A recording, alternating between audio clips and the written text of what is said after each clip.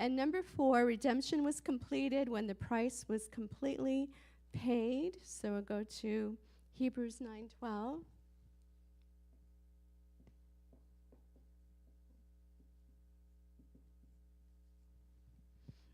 It's okay. It's Wednesday night Bible study, right? I'm not preaching. We're teaching tonight, okay?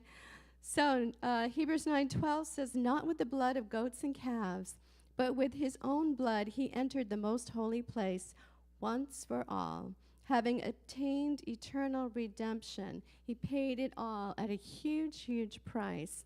And the invitation today is still open to anyone who will come to him.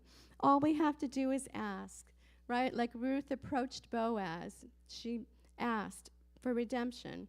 All we have to do is ask and sincerely ask, "Forgive me of my sins. I repent. I turn from my sin. Take me under your wing." We talked about that a little bit too. "Cover me with your love, and by your grace I am redeemed." Okay, so back to the text. Ruth 4:11 and 12. "And all the people who are at the gate..."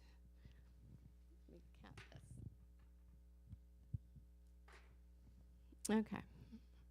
"And all the people who are at the gate and the elders say, 'We are witnesses,'" right? They proclaim a blessing over them. "The Lord make the woman who is coming to your house like Rachel and Leah, the two who built the house of Israel, and may you prosper in Ephrathah and be famous in Bethlehem.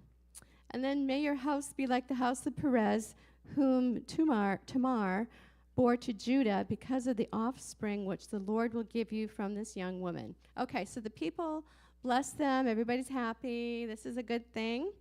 To back it up, Rachel and Leah were the matriarchs of the 12 tribes of Israel. Okay, Jacob's wives. And that's another whole sordid story right there, too. But anyway, we won't get into that tonight.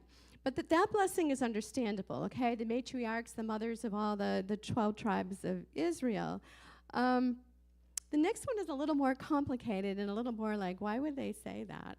So Tamar was an outsider, and her becoming pregnant with Perez was a bit of, again, of a really sordid, like, Days of Our Lives, Young and the Restless, really weird stuff, kind of dysfunctional affair. And you can look that up yourself, because I'm not going to read it, in Genesis 38. Okay, so you can look at that up later. But it did foreshadow God's inclusion of Gentiles.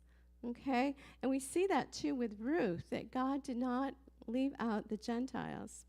So anyway, so the genealogy of Jesus Christ, and this is where the more actual, factual history stuff comes in.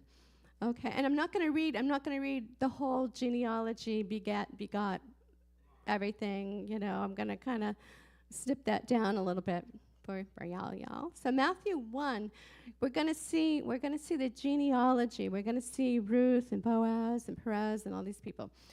Verse 1, "The book of the genealogy of Jesus Christ, the son of David, the son of Abraham.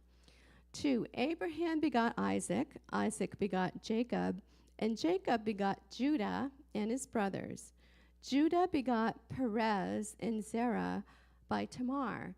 So in all this list of the last names which the men have, they pop up Tamar, okay, a woman, a Gentile woman. "Perez begot Hezron, Hezron begot Ram." Verse 4, "Ram begot Aminadab." What? Aminadab, yep, Aminadab begot Nahshon, and Nahshon begot Salmon. Salmon begot Boaz by Rahab. Do you remember who Rahab is in the Bible? Right? So let me go back. I'll go back to that in a second here. Boaz begot Obed by Ruth. Obed begot Jesse. And verse 6, Jesse begot David the king. Okay? Salmon begot Boaz by Rahab. Rahab was a prostitute. So Boaz's mother is Rahab, the prostitute. There you go. So she saved the Hebrew spies in that whole story, and I won't go into it fully, but God remembered her act of bravery and saved her and her whole family before that city that she was in was destroyed. So God remembered her and he honored her.